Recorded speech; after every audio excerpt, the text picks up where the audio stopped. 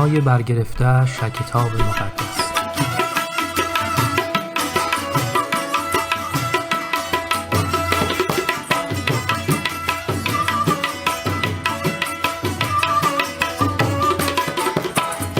داستان خروج.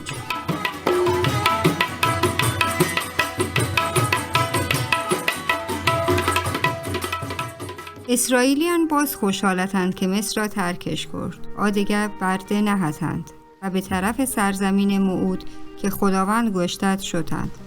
مصری هرچی که اسرائیلیان شاوان لورتت به راوانش داد. بعضی شدگک همان که به خدا ایمانش داشت گراوان شدند و مصر را ترکش کرد. خدا یشان را در رویج به وسیله ستون دراجین ابزار و شپه به وسیله ستون آتش هدایت کرد. خدا همیشه آوان در سفر تاها راهنمایی کرد. تنها کاری که یه شکرتند به ما راها که خدا به راوان نشانه داد شدند. بعدش کوتاه زمان فرعونی مصر و آیی دار و دستک که به دربار تهاوتند پشیمان بودند و لورتزش که اسرائیلی شدوارک به عنوان برده به مصری تها زندگی کنند. خدا کاری کرد که فرعونی دل سخت بید تا نشان داد که تنها خدای حقیقی است و انسان باید زاند که او یهوه است. بنابراین فرعون و آیی سپاه اسرائیلیان تعقیبش کرد که شدوارک آوان وتی برده کنند. وقتی اسرائیلیان دید که مصری سپاه به راوانی پیدا کرد، احساس کردند که دریای سرخ وسط و فرعونی سپاه تاها به داما کپتگند. آوان باز ترستند و شروعش کرد به گریوگ و ماتمش گرفت. پچی مصر را ترک کردند، اما مچ پمی زوتی مرن. موسی به اسرائیلی کما گشت مترست، خدا مروی چی پشما جنگ کند. و خدا به موسی فرمایش کرد به بنی اسرائیل گشت شدریای سرخ تاها رد بیند. و بعد خدا ابر ستون را حرکت داد و ما بین بنی اسرائیل و فرعونی سپاه واهشت و مصری سپاه دیگر نتوانستش آوان بگندند. خدا به موسی امر کرد که وتی دستا به دریای طرف دراج کند و دریای آبها به چپ و راست هدایت کند و آوان را به دو نیم کرد و راه شاده جور کرد.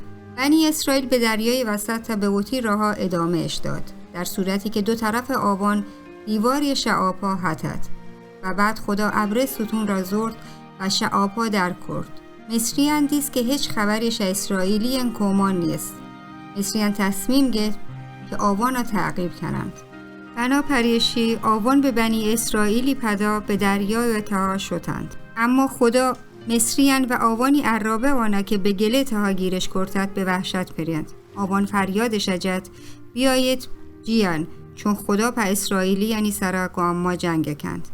بعد شایی که بنی اسرائیل به سلامت به طرف دریا ورستند، خدا به موسی فرمان داد دیگه گشت وتی دستا به طرف دریا و دراج کند. زمانی که آیه کارا کرد، آب و مصری یعنی سرا و آوانی عرابه آن رد و آوان در دریای تها غرق بودند.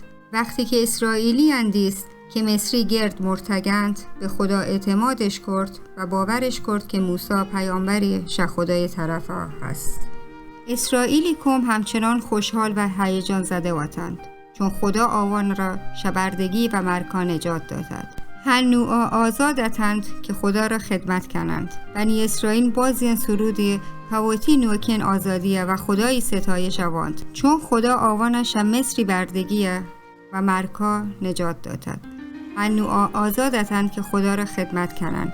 بنی اسرائیل بازی سرودی پاوتی نوکین آزادی و خدای ستایش واند، چون خدا یشان را مصری یعنی لشکر نجات دادد. پس خدا فرمان داد که هر سال پسح را جشن گیرند تا به یاد بیارند که خدا چون آوان را رها کردد و به راوان پیروزی بخشیدد و یشان را شبردگی آزاد کردد. آوان هر سال قربانی کرتنه و گرگ گوشته وارتنه و همیر نانان جشن شگفت. داستانی برگرفته کتاب مقدس، فصلهای 33، 12، 21، 15.